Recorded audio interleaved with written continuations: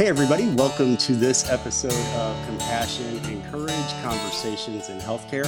I'm your host, Marcus Engel, and this is the podcast where I teach compassionate communication, provide perspective, and inspire resilience.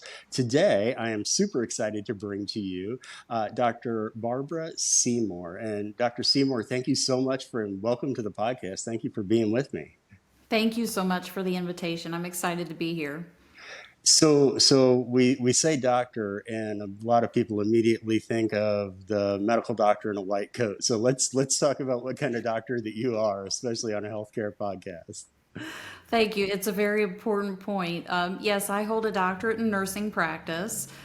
So I have spent 10 years of my life in school, honing my craft from an education perspective. I have a bachelor's degree in nursing and then spent 3 years earning my master's degree in healthcare administration.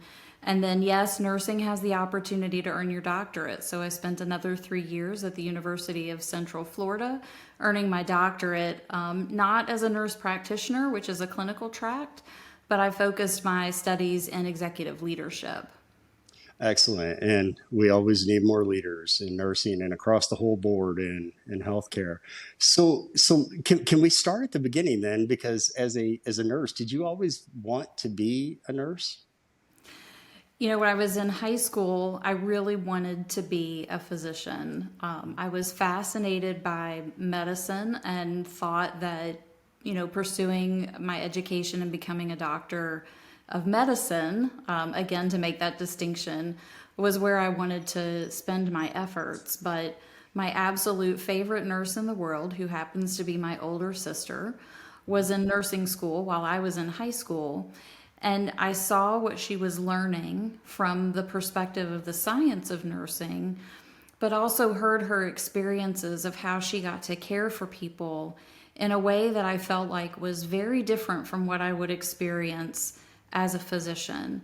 That constant presence at the bedside, being with patients in their most vulnerable times. And so for that reason, and because of her influence, I chose nursing instead of medicine. And I feel like it's the best choice I ever could have made.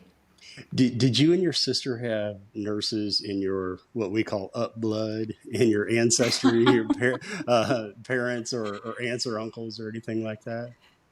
So we do have a couple of nurses in the periphery of our family, not in our direct line, no parents, no grandparents that were even in healthcare at all. Both of my mom's cousins are nurses, and actually one of her cousins went on to become a physician after she was a nurse. So that's about as close as we get. Yeah, I love the family connections through of nursing and some future episodes. I want to have a parent and a child that are nurses and then siblings that are nurses. So, if you come across any pairs or if listeners, of any pairs of nurses like that, let me know because I love the familial aspect of nursing. So you go to nursing school. You're dedicating a lot of your life to the academic pursuit of nursing, and we came across one another through Vizient, and Vizient's a name big in healthcare. But can you explain a little bit about what Vizient does and specifically what you do? Sure. So, very simply put, Vizient is the nation's leading healthcare improvement company. Our focus is to solve very complex problems in healthcare, and there are many for the members that we serve. And so, healthcare organizations from across the nation come to us and they seek help in being able to connect with their peers, understanding where we have products and services that can help serve them and help them have insights into their operations and how they're helping patients in their community, and then for education. And so we combine all of those things for these organizations simply to help them serve their communities in the highest and best way that they can. So you've got the hospitals from all across the country. Anybody knows that can take half a look at hospitals and healthcare these days knows that there is, oh my gosh, we can pick out a lot of different points where things could be improved. What kind of issues do you typically tackle for hospitals and healthcare systems? Well, my portion of work with Vizient is specifically with nurse executives. So we have a network that serves many different parts of the leaders in healthcare organizations, and I specifically get to help nurse executives in their roles. So hundreds of nurse executives that come together to talk about these complex problems, not only in healthcare in general and hospitals, but also in the nursing profession. And how do we address those issues? How do we create solutions? How do we continue to monitor for improvement? I think the thing that is top of mind for every nurse executive right now is the workforce. And that's a really broad term, right? That's probably like boiling the ocean, but how do we have enough people to take care of the communities that we serve? How do we have the right people to take care of the communities that we serve? How do we invest in our staff so that they want to stay and take care of patients? And how do we help them be well? Which is really important, especially after the last few years with the pandemic, where so many people in healthcare, as providers and clinicians, have suffered their own damage based on the things that we saw during the pandemic. Yeah, it set everybody upside down, especially in healthcare, and I think even more especially in nursing with travel nurses and that disruption that came through. Not to mention just the overwhelming workload that came along with the pandemic, especially for those who are at the bedside. And so you specifically, you're meeting and supporting hundreds of chief nursing officers at hospitals and systems across the country that are literally overseeing tens of thousands of nurses, right? That's right. You have a lot of ways and a lot of sway and influence then. And I know one of the ways that you use your position is by hosting your podcast for Vizient. Can you tell me a little bit more about that? I've listened to a Yeah. few episodes, but I'd love to hear it from the mouth of the host. Just Yeah, I'd love to. And it's funny because never in my wildest imagination did I ever think that I would host a podcast as part of what I get to do. But it has been really fun, and just a different way to tell people stories and help people understand a little bit of what nursing is about. So the podcast is called Care to Lead. You can access it anywhere that you access any other podcast that you enjoy. And there are different themes for each season. Season 2 was my first season of hosting, and we really talked about the diverse role of nursing outside of the hospital. Most people, when they think about nursing and nursing leadership, they immediately think of someone dressed in white standing at the bedside delivering clinical care. But nursing is very diverse and very influential. And I think it's very helpful not only for people in the nursing profession or in healthcare, but really for our communities at large to understand the breadth and depth of what nursing brings, not only in clinical and patient care value, but also in societal value. We influence policy, we influence news, we're scientists, we're artists, we're business people, we have great financial acumen. All of these things combine to make us a very well-rounded and influential profession in a lot of ways that people just don't know or understand. So we focused on academia, we talked about policy influence. I had the pleasure of speaking with Dr. Ernest Grant, who was the last president of the American Nurses Association. Just so many ways that nursing influences society at large that people just don't understand. We're in the process of planning for season 3, kind of to the point of what we've discussed previously. We're really focusing on how do we make and leave nursing well for future generations.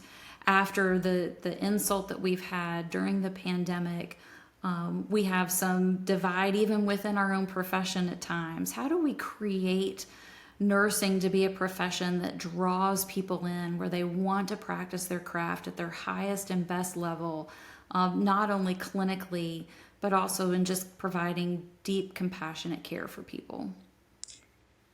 And that deep, compassionate care for people, I mean, that's at the heart of what nursing is, right? As you That's said, right. it's not just the scientific skill at the bedside; it's the heart. And that kind of leads us into our next question. I always ask my guests to share an event or a story, a narrative from their life that really emphasizes compassion. This is the same assignment that I give to my pre-meds at the beginning of every semester. And that is to share an experience where you were there for someone else or that someone was there for you in the most compassionate ways. And I know from our previous calls, you have lots of stories, as any nurse does, but you had some stories that were both from a professional and a personal side. And I'm wondering if you could share that story. Yeah, thank you for asking. The story that I always tell and I always center on is my dad's story. And I feel like it's the answer to both questions. When have I been there for someone and when has someone been there for me? I was a nurse for a very long time before my dad became ill. He had a brain tumor that we didn't know had been growing inside of his head for a very long time. And, I never took bad care of my patients. I don't feel like I was ever a bad leader, but the way that I approached my practice, both clinically and in leadership, was transformed after experiencing healthcare through the lens of a daughter rather than a provider. My dad, he and my mom traveled in their retirements. They had a motor home. And so they traveled up and down the eastern seaboard. And he had several encounters with healthcare as they attempted to travel. And he was having different issues related to this brain tumor that we didn't know that he had. And so he had this wide variety of experiences in healthcare, some of them absolutely sublime and what you would envision your healthcare experience to be, and some of them absolutely horrific. And it was during one of those horrific experiences as his child with him in the hospital that I came to the realization that some of these things were most likely happening in my own facility, and I was just not viewing them through the proper lens. Hmm. And so how could I use my dad's experience to help transform not only how I practiced clinically and as a leader, but how I could help the people that I served as my staff to transform how they cared for the people that we served. And so I take every opportunity I can to share my dad's story. Every orientation that we would have with staff, I would share my dad's story, and I would ask people to take out their phone and find a picture of their most important person in their life. And I would challenge them to look at every person that they cared for, regardless of their role in the hospital, as the most important person in their life. Because frankly, that person in the bed is somebody's VIP, right? And so, I continue to tell my dad's story. I keep a picture of him on my desk to remind me why I do what I do. And I continue to challenge people to think in that way. It keeps us centered. As healthcare providers, these are our professions, it's our job. I think oftentimes because we're in the day-to-day of that, we fail to realize that we are writing a very significant page in the story of someone else's life. And we have to take that very seriously and hold that sacred and be sure that the story that we tell for that person is the right one and it leaves the right lasting impression for them.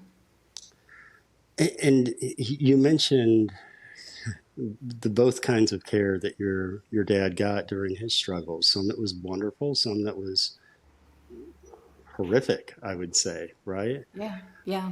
What kind of things were done that were so great? And I feel like we learn from bad examples just as much as we learn from good examples, maybe even more sometimes. Do you feel comfortable sharing a good story and or a bad story from his care? Sure. And it's very simple. The times that he had good experiences, And let me back up. He always received appropriate clinical care.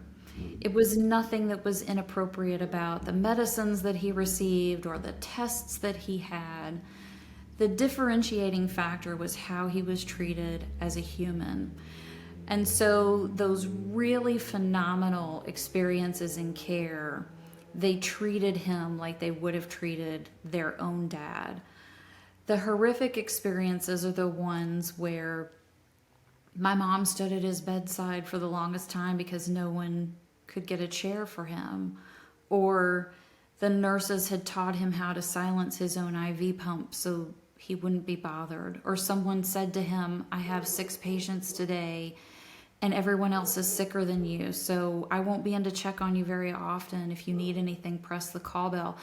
And to me, these were the moments where I started to understand people don't come to work to do a bad job. I don't believe that. I don't believe that nurses come to work to have to be put in those types of situations. It was my job as a leader to understand what was the environment that we were creating where people felt like they had to give that answer to my dad, to where they treated him as a number rather than a 40-year veteran of the phone company or my dad or my mom's husband.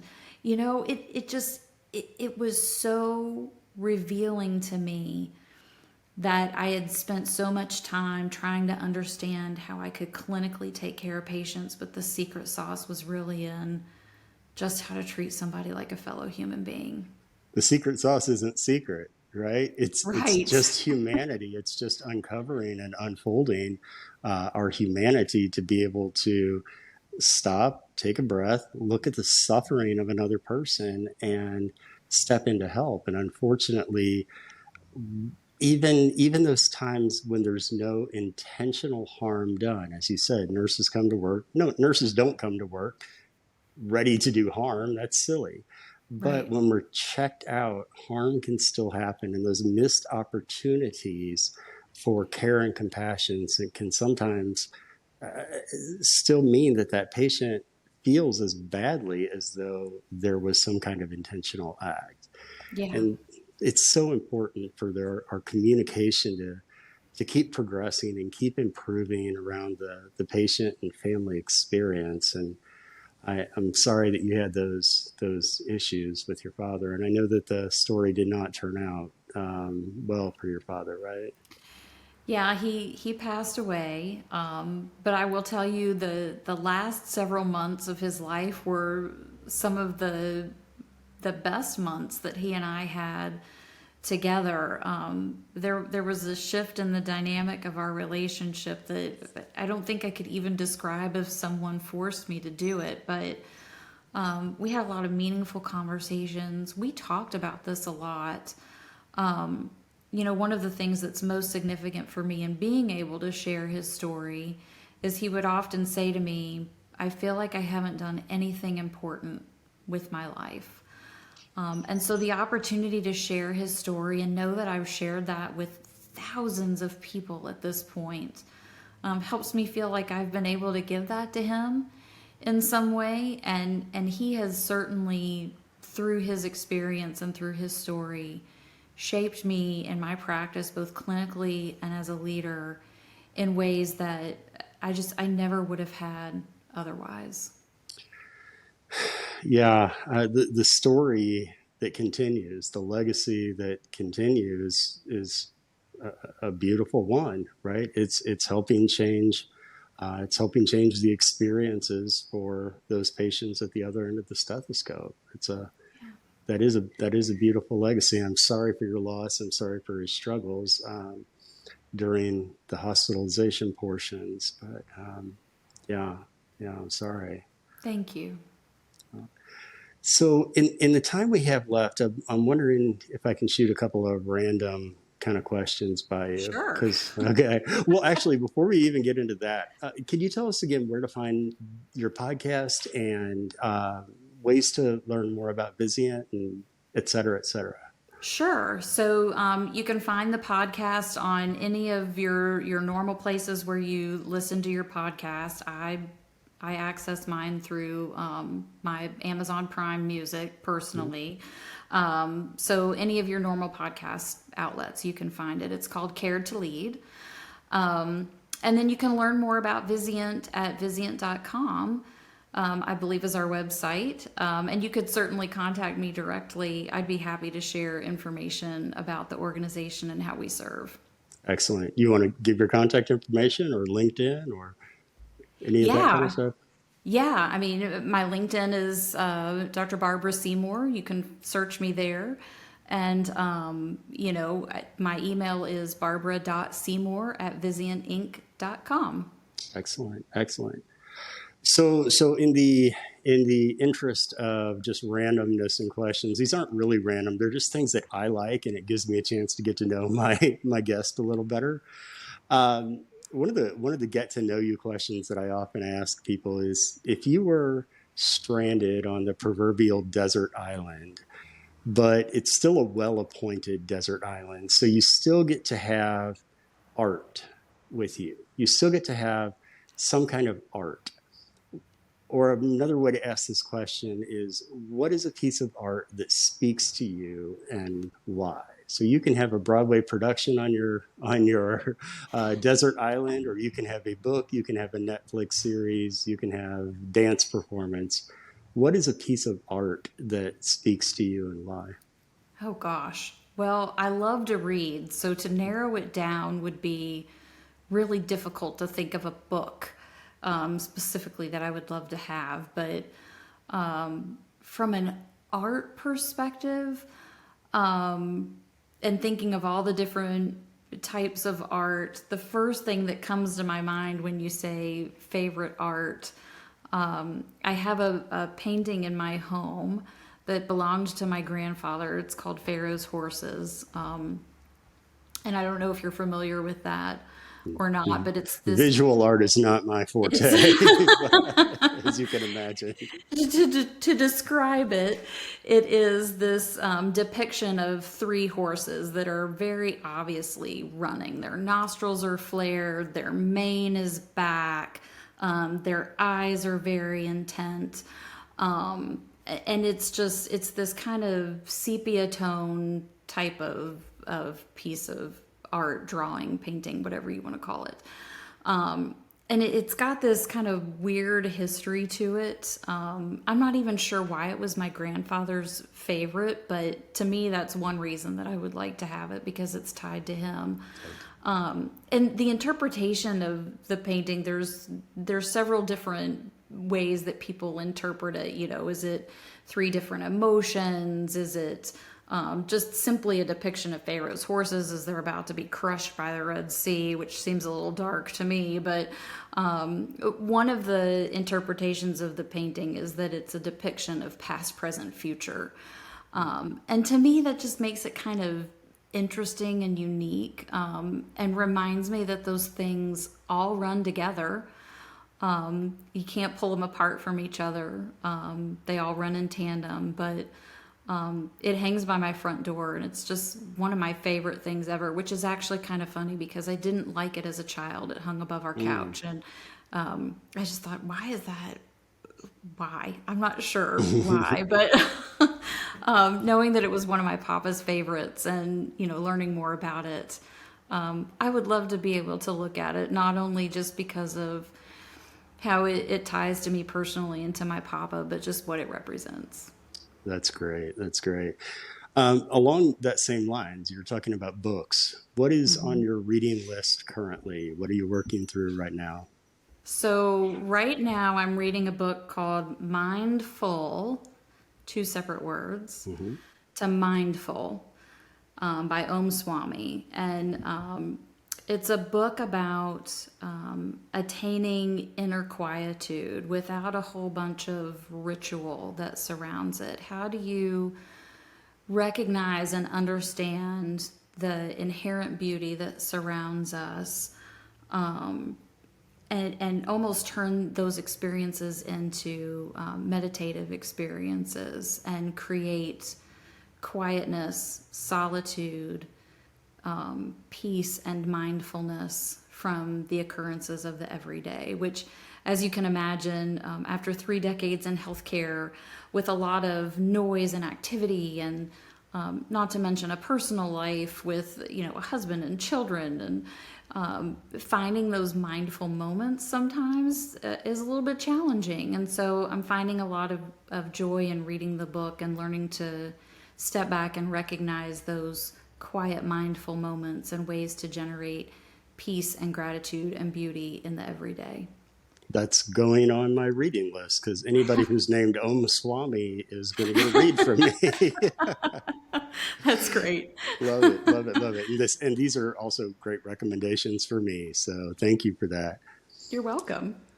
And so my last question for you is, if you had the world's highest mountain and you had the proverbial world's largest billboard on top of the world's highest mountain, what is the message that you would want to instill in humanity? I think that would go back to bring full circle to my dad's story, and it would simply say, treat every person like they're your most important person. Mm. Treat every person like they're your most important person. Yeah. It's a beautiful sentiment. It's a beautiful sentiment. And thank you so much for a beautiful conversation today. Thank you. I've enjoyed it. Good. I have too. And I look forward to working with you down the road and seeing what kind of things that we can put together to help keep our nurses all across the country engaged and satisfied in the work. And what are we going to leave for the next generation? Absolutely. Thank you for everything that you do. Absolutely. And listeners, thank you for being with us on this episode of Compassion and Courage, Conversations in Healthcare. I'm your host, Marcus Engel. And in addition to being a professional speaker and author and podcaster, I'm also a healthcare consultant working with hospitals on staff satisfaction, engagement, and retention. And if you'd like to learn more about that, or if you'd like to get in contact, please visit marcusengel.com. That's MarcusEngel.com. Thank you so much, and we'll see you on the next episode.